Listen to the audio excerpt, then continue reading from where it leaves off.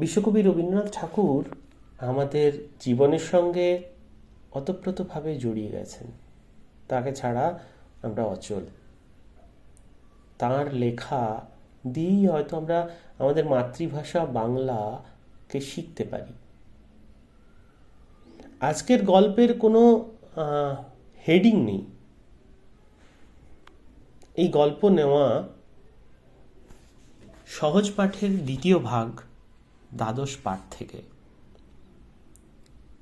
এই গল্প বিশ্বম্ভর বাবুকে নিয়ে, যিনি থাকেন গুপ্তিপাড়ায়। চলুন শুনে নিই আজকের এই বিশ্বম্ভর বাবুর গল্প। গুপ্তিপাড়ার বিশ্বম্ভর বাবু পালকি চড়ে চলেছেন সপ্তগ্রাম। ফাল্গুন মাস, কিন্তু এখনো খুব ঠান্ডা। কিছু আগে প্রায় সপ্তাহ ধরে বৃষ্টি হয়ে গেছে।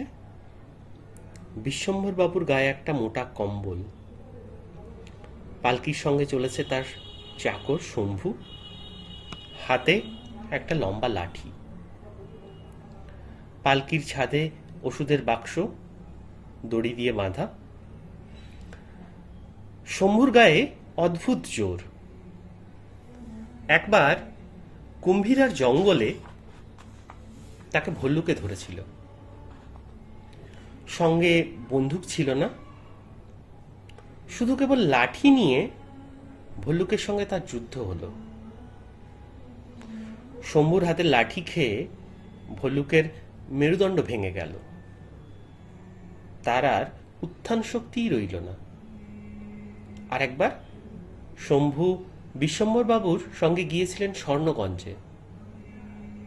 সেখানে পদ্মা নদীর চরে রান্না চড়াতে হবে। তখন গ্রীষ্মকালের মধ্যাহ্ন। পদ্মার ধারে ছোট ছোট ঝাউ গাছের জঙ্গল। উনান ধরানো চাই। দা দিয়ে শম্ভু ঝাউডাল কেটে আঁটি বাঁধল। অসহ্য রৌদ্র, বড় তৃষ্ণা পেয়েছে। নদীতে শম্ভু জল খেতে গেল।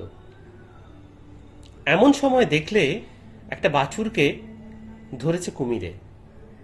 শম্ভু এক লম্ফে জলে পড়ে কুমিরের পিঠে চড়ে বসল। দা দিয়ে তার গলায় পোঁচ দিতে লাগলো। জল লাল হয়ে উঠল রক্তে। কুমির যন্ত্রণায় বাছুরকে ছেড়ে দিল। শম্ভু সাঁতার দিয়ে ডাঙায় উঠে এলো। বিশ্বম্ভর বাবু ডাক্তার। রোগী দেখতে চলেছেন বহু দূরে।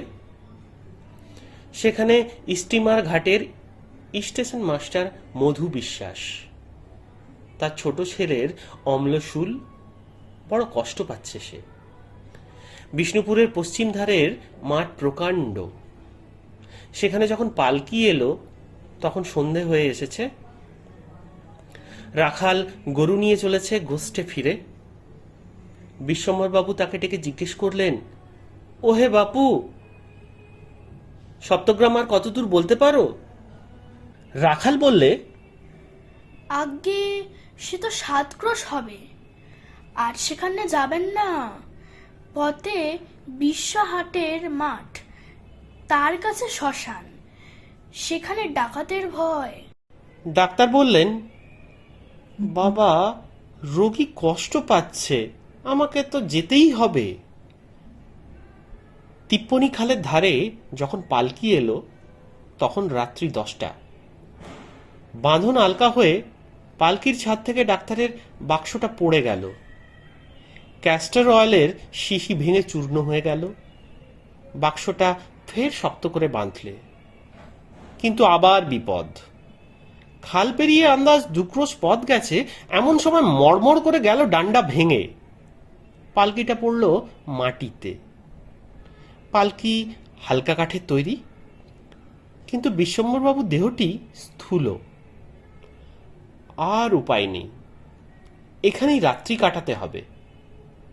ডাক্তারবাবু ঘাসের ওপর কম্বল পাতলেন, লণ্ঠনটি রাখলেন কাছে, শম্ভুকে নিয়ে গল্প করতে লাগলেন।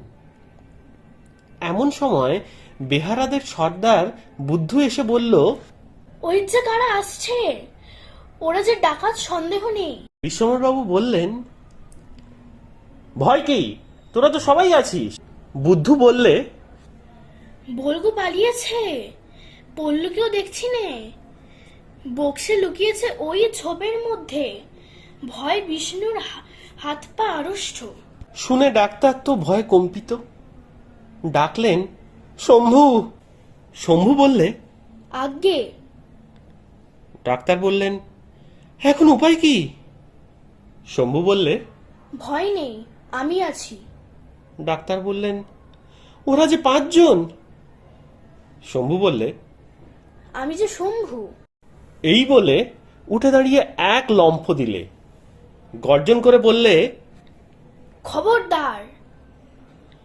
ডাকাতেরা অট্টহাস্য করে এগিয়ে আসতে লাগলো।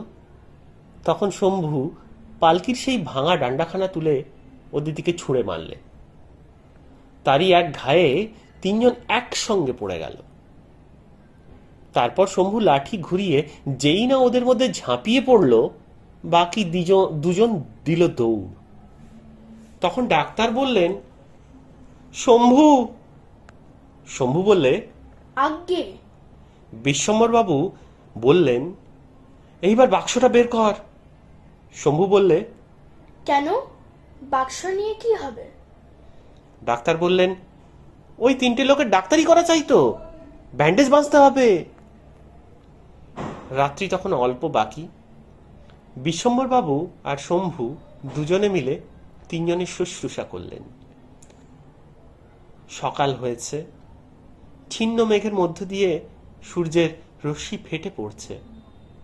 একে একে সব বেহারা ফিরে এলো। বলগু এলো, পল্লু এলো, বক্সির হাত ধরে এলো বিষ্ণু। তখনও তার হৃৎপিণ্ড কম্পমান।